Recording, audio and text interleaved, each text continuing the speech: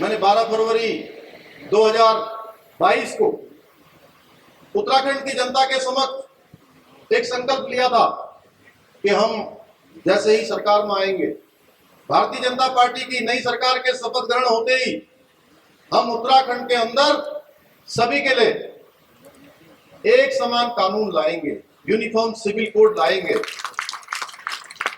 क्योंकि हमारा प्रदेश ये गंगा का प्रदेश है, ये देवभूमि है, धर्म अध्यात्म का केंद्र है, संस्कृति का केंद्र है। प्रत्येक घर से हमारे यहाँ कोई न कोई बेटा है, बेटी है, चाचा है, ताऊ है, मामा है, कोई न कोई किसी न किसी के परिवार से सीधे कहीं ना कहीं सेना से जुड़े हुए हैं।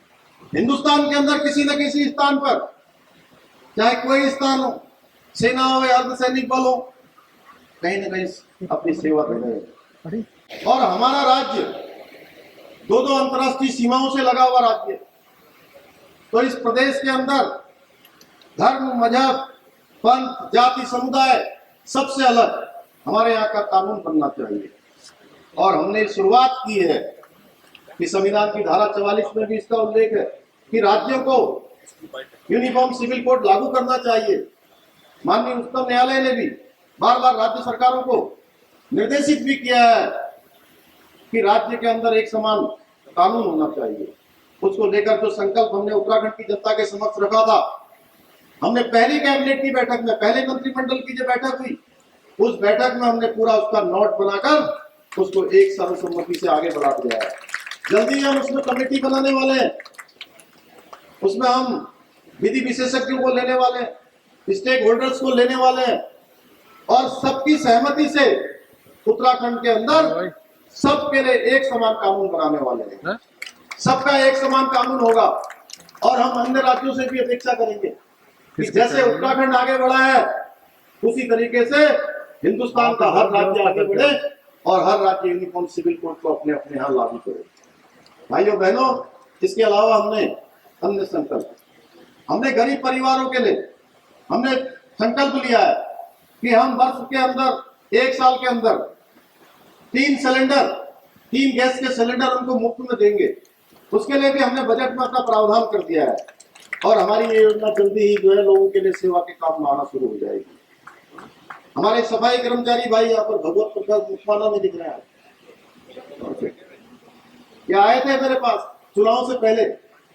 हमने कहा था कि जो है हमारे जितने भी पर्यावरण मित्र हैं, हमारे सफाई कर्मचारी भाई हैं, उन सभी का मानदेय एक दिन का चाहे जिसका 250 होगा, 250 होगा, 300 होगा, सबका मिलाकर हम 500 रुपया करेंगे।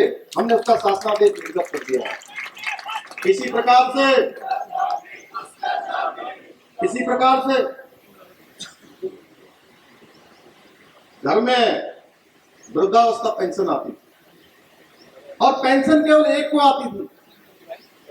अगर 2 बुजुर्ग हैं तो एक को पेंशन आती थी और एक को नहीं आती। तो क्या होता था, आपस में लड़ाई हो जाती, लड़ते थे कि पेंशन का क्या हो। हमने कहा कि नहीं, अब हम, हमारी सरकार, आपकी सरकार, ये लड़ाई नहीं होने देगी और हमने अब पेंशन दोनों के लिए कर दी है और पेंशन बढ़ा भी दी है। ऐसे अनेकों कार्य जो हमने करने हैं। आपने देखा होगा पिछले दिनों जब 4 धाम यात्रा नहीं चल पाई, यात्रा का सीजन नहीं चल पाया, तो हमने 200 करोड़ रुपए का पैकेज सभी पर्यटन के क्षेत्र में काम करने वाले छोटे व्यापारी थे, टैक्सी के ड्राइवर थे, संचालक थे, छोटे होटल वाले थे, उन सभी के लिए 200 करोड़ रुपए का पैकेज दिया था। उनके बैंक खातों में सीधे सीधे डीबीटी के माध्यम से पैसा भेजने का काम किया था। इसी प्रकार से स्वास्थ्य के क्षेत्र में काम करने वालों के लिए, उनके लिए भी हमने 200 करोड़ रुपए का पैकेज दिया। विभिन्न समूहों में काम करने वाले जो सेल्फ हेल्प ग्रुप हैं, उन सब के लिए भी हमने, हमारी बहनें जो बहुत अपने यहाँ छोटे छोटे सामान, छोटे छोटे उत्पाद बनाने का काम करती हैं, कोरोना महामारी में उनका काम नहीं चल पाया, उनके लिए हमने 119 करोड़ रुपए का पैकेज दिया था।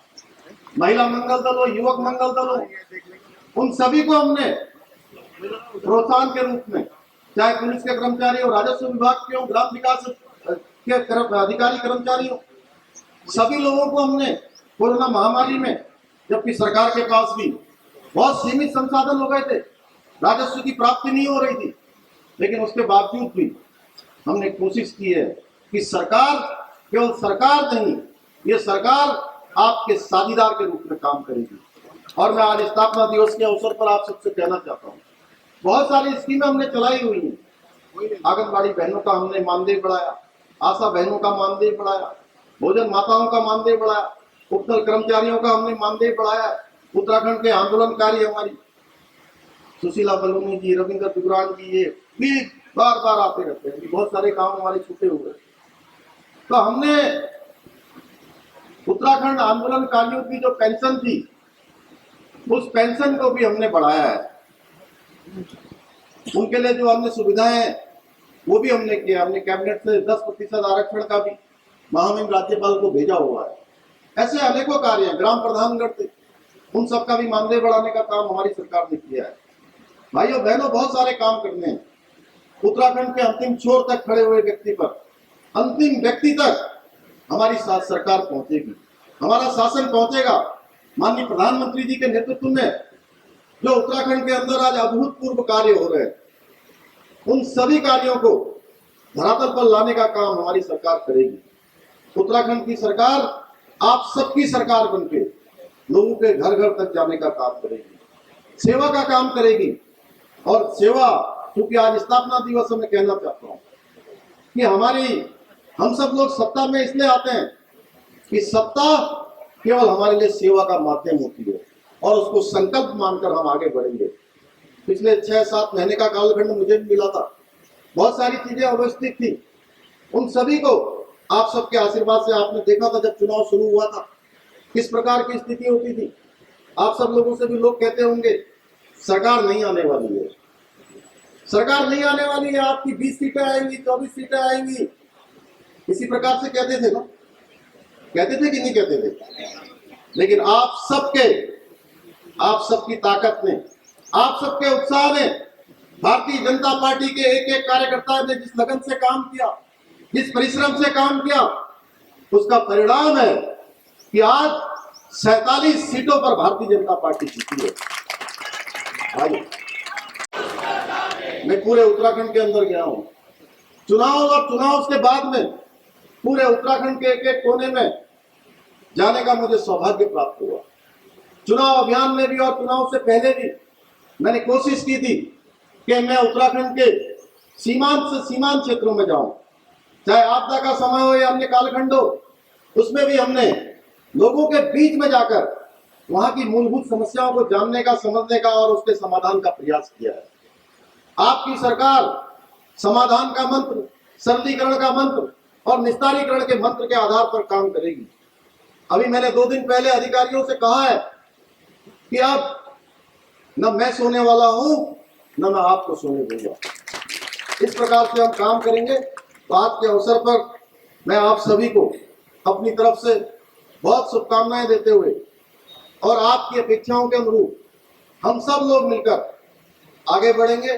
भारतीय जनता पार्टी का जिस प्रकार से विस्तार हुआ है, जिस प्रकार से भारतीय जनता पार्टी आगे बढ़ी है, भारतीय जनता पार्टी का संगठन आगे बढ़ा है, संगठन का विस्तार हुआ है, हम सबका कर्तव्य बनता है कि उस विस्तार को और विस्तार दें और विकास को और विकास देने का काम करें, उसमें हम सबकी सहभागिता हो। इतना ही कहते हुए आप सबका धन्यवाद करते हुए अपनी वाणी को विराम देता हूँ। बहुत बहुत धन्यवाद। जय हिंद, जय भारत, जय उत्तराखंड। भारत माता की, भारत माता की, भारत माता की। पुष्कर धामी जिंदाबाद, जिंदाबाद जिंदाबाद। उत्तराखंड ने भर दी हामी। पुष्कर धामी, पुष्कर धामी।